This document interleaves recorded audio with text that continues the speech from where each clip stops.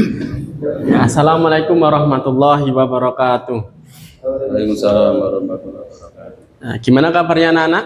Baik. Ya, selamat siang. Siang. Ya, tentunya yang rapi.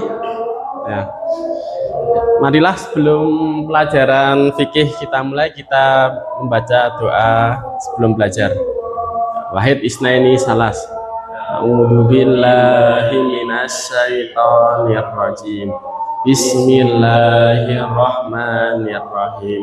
Raditu billahi rabbah wa bil islami dina wa bi Muhammadin nabiyyan wa rasulah.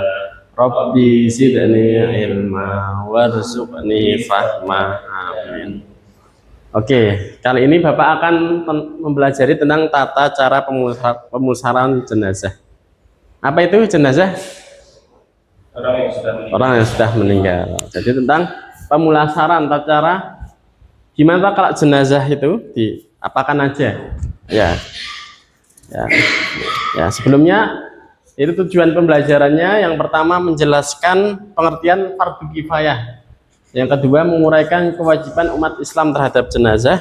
Yang ketiga menganalisis urutan pengurusan harta peninggalan, dan yang terakhir menunjukkan sikap peduli dan tanggung jawab sosial.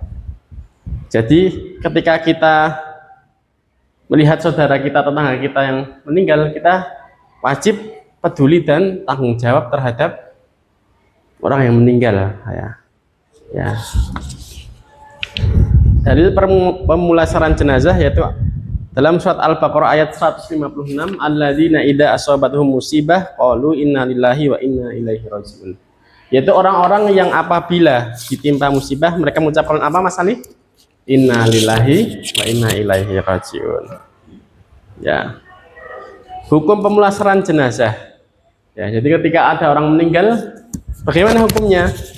Ya, hukumnya yaitu fardu kifayah, sebagaimana di dalam kitab Al-Wajiz Fikih Sunnah Sayyid Sabiq karya Syekh Sulaiman Ahmad Yahya Al-Faifi. Ya. Fardu kifayah adalah jikalau sebagian orang Islam telah melakukannya, maka sebagian lain tidak berkewajiban melakukannya. Namun jika tidak ada yang melakukannya, maka semua orang Islam yang mengetahui akan berdosa.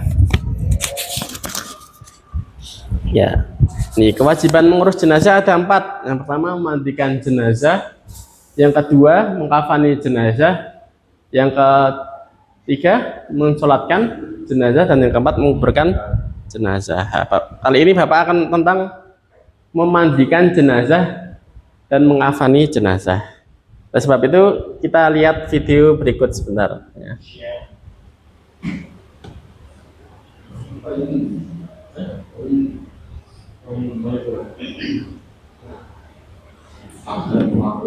Bu, program Bapak masa ini nyata atau enggak? Coba lihat kegiatan kami di lapangan. Alhamdulillah, pada hari ini kita akan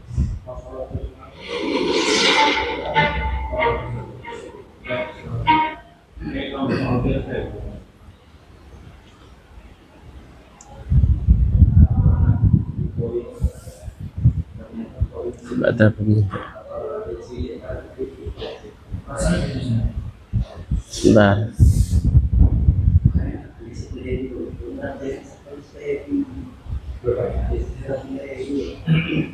Orang atau mengangkat daki-daki. Jadi jangan terlalu bercampur.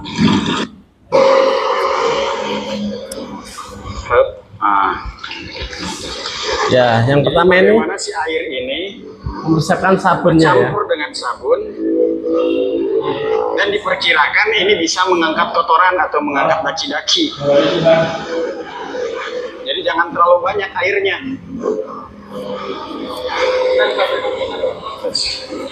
Kemudian yang kedua, kita lihat di sini ada kapur barus. Nah, kapur barus ini disiapkan seperti yang ada di plastik ini, dia sudah dihaluskan sehingga nanti mudah larut bersama air. Coba langsung. Ini pun sama. Jangan terlalu banyak airnya sehingga dengan satu bungkus ini cukup larut. Ya langsung ya. Membilas air sabun, tapi bukan untuk membilas air langsung dibuka bajunya, tapi kita tutup dulu dengan kain sarung atau kain kurung, kemudian nanti dibuka bajunya. Ini anggap sebelumnya belum terbuka, kemudian kita buka, kemudian celana juga kita buka. Ingat kemarin memperlakukan jenazah seperti memperlakukan orang yang hidup, melihat auratnya sama ketika melihat auratnya ketika dia hidup. Jadi jangan sampai auratnya terlihat, termasuk sama orang yang memandikan. Ya, ini dipermisalkan nggak pakai celana ya, karena kalau sekarang nggak pakai celana bahaya juga. Oke. Kemudian sebelum dimandikan maka dikeluarkan dulu kotorannya. Maka yang sebelah sana, sebelah kanan mayit, mengangkat. Lex angkat. Angkat. Nah ini nanti sekarang masih mempunyai tenaga si mayat. Dalam praktek sesungguhnya mungkin nanti ada sebagian mayat yang kaku, tangannya keras, badannya juga susah untuk diangkat. Nah ini kalau bisa ini dikebawahkan dulu. Yang belakang ini harus benar-benar menahan. Ditambah satu lagi, kalau modelnya gemuk kayak gini nanti berat ini.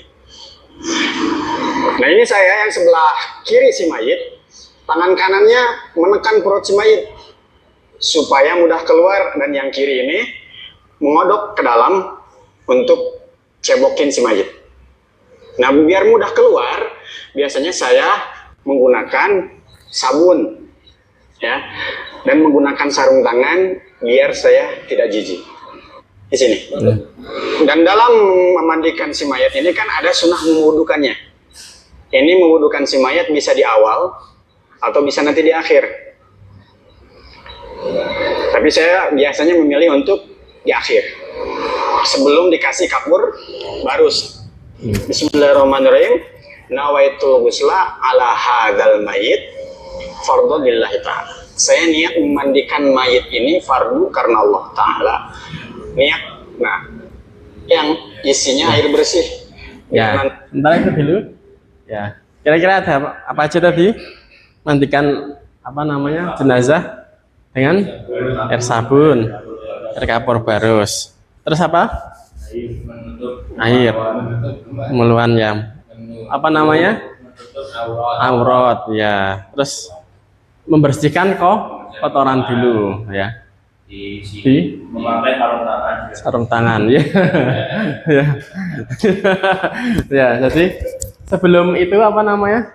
Kita tutup dulu ya. Terus pertama membersihkan kotoran. Ya, najis-najis yang di dalam tubuh dengan cara didirikan ya. Setelah itu dari atas dulu apa namanya? Disiram ya sampai bawah, terus digosok-gosok ya. Terus diwudukan setelah itu. Ya, setelah diwudukan baru dikasih kapur, air kapur barus tadi. Ya. Ya itu untuk apa namanya tata cara memandikan jenazah. Ya, selanjutnya ya jikalau mengkafani jenazah berapa lembar, Mas Ali? Untuk laki-laki? Tiga lembar. Kalau perempuan? 5 ya, 3 sama 5 ganjil ya. Jadi jika laki-laki 3, perempuan 5. Oke, selanjutnya ini ya, kewajiban terhadap harta peninggalan tirkah. Yang pertama, jikalau seorang meninggalkan harta, maka pertama digunakan untuk apa? Untuk biaya perawatan jenazah. Yang kedua yaitu melunasi hutang-hutangnya kepada manusia, hutang kepada Allah. Yang ketiga pelaksanaan wasiat, dan yang terakhir pembagian warisan berdasarkan hukum faraid. Ya, ya untuk yang terakhir kesimpulan, mengurus jenazah adalah kewajiban kolektif umat Islam, fardu kifayah. Harta peninggalan harus dikelola secara berurutan, biaya jenazah yang pertama, yang kedua utang, yang ketiga wasiat dan warisan. Ya, yang terakhir materi ini menunjukkan nilai tanggung jawab, kepedulian dan ketaatan pada syariat. Ya, ya setelah ini Bapak akan kasih PR, ya nanti dikerjakan di rumah untuk besok praktek memandikan jenazah. Ya, mari kita tutup dengan bacaan hamdalah. Alhamdulillah. Demikian penjelasan fikih dari Bapak. Wabillahi taufiq wal hidayah. Wassalamualaikum warahmatullahi wabarakatuh.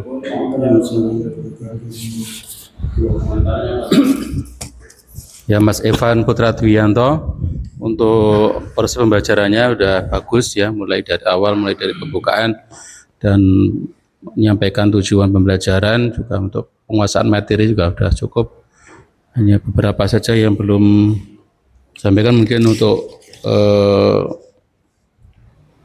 penilaian proses dari hasil belajarnya ya, mungkin tadi hanya pemberian PR, belum ada PR seperti apa, dijelaskan ya materinya, apakah menghafalkan ataukah mempraktekkan, ya itu kan belum disampaikan. Oh iya.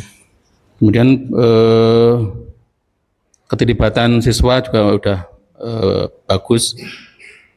Mungkin untuk refleksi mungkin ya belum ya.